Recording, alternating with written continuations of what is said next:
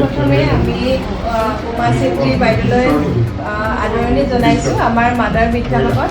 আপোনালোক সকলোৱে গম পায় 2025 চনত আমাৰ ভাৰতত মহিলা ক্ৰিকেট দলটোৱে বিশ্বকাপ লৈ আহিছিলে। গতিকে এইটো আমাৰ কাৰণে খুব গৌৰৱৰ কথা আৰু সেই ক্ৰিকেট দলৰে আমাৰ ইয়াতে খেলুৱৈ উমা চেত্ৰী বাইদেউ ইয়াত উপস্থিত আছে। মোতকৈ সৰু হ'ব কিন্তু তেওঁক মানে সন্মান জনাই মই বাইদেউ কৈছোঁ।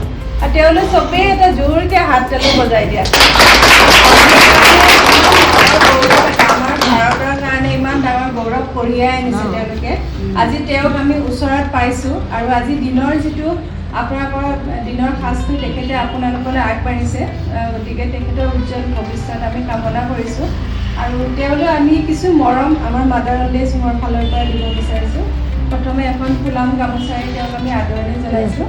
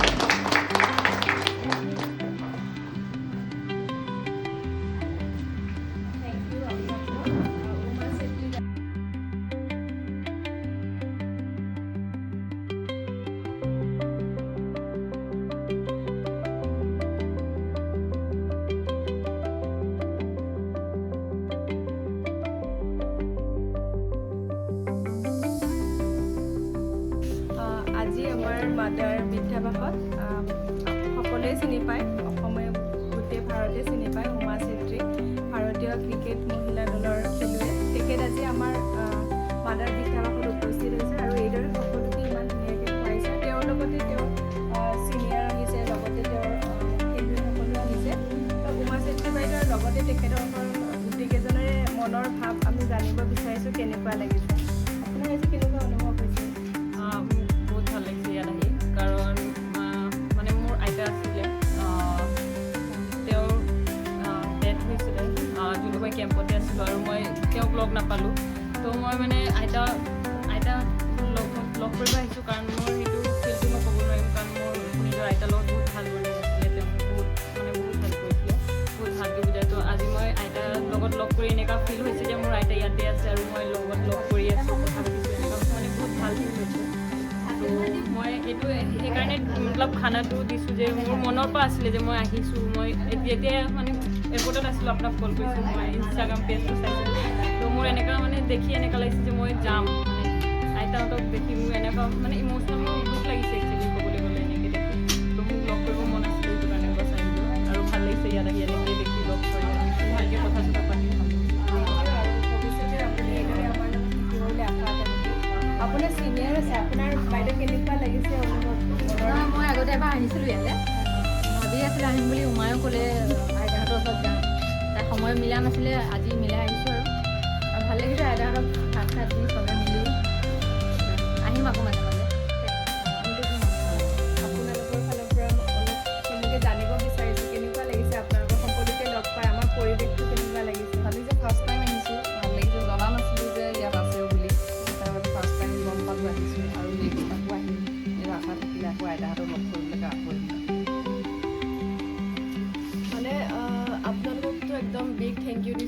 আপোনালোকে ইমান ডাঙৰ কাম কৰিছে মানে চবেই কৰিব নোৱাৰে এইখিনি কাম। চ' আমি ইয়াতে আহিছোঁ, বহুত গ্লেড হয় কি আমি আহিব পাইছোঁ ইয়াতে। মইতো ভাবাও নাছিলোঁ যে আহিব পাম, এইকাৰণে আহিব পাম একচুৱেলি। মানে ময়ো ইম'চনেল হৈ যাওঁ এনেকৈ দেখিলে, কাৰণ কেলৈ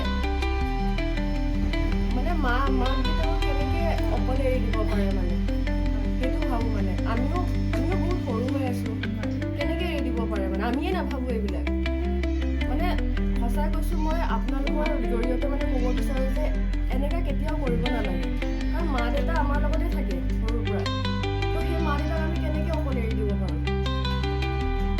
মানে আপোনালোকতো বহুত ডাঙৰ মানে বহুত ডাঙৰ থেংক ইউ যে আপোনালোকে ইমানখিনি কৰিছে, আমি কৰিব নোৱাৰোঁ সেইবোৰ। থেংক ইউ ছ' মাছ আইডিয়াত আহিব পাৰি। আপোনাৰ ফালৰ পৰা জানিব বিচাৰিছোঁ। মোৰ বহুত ভাল লাগিছে, যেতিয়া আহিলোঁ বহুত মানে চাই বহুত ইম'চনেল হৈ গ'লোঁ। মোক লাগিছে মই আৰু আহি থাকিম।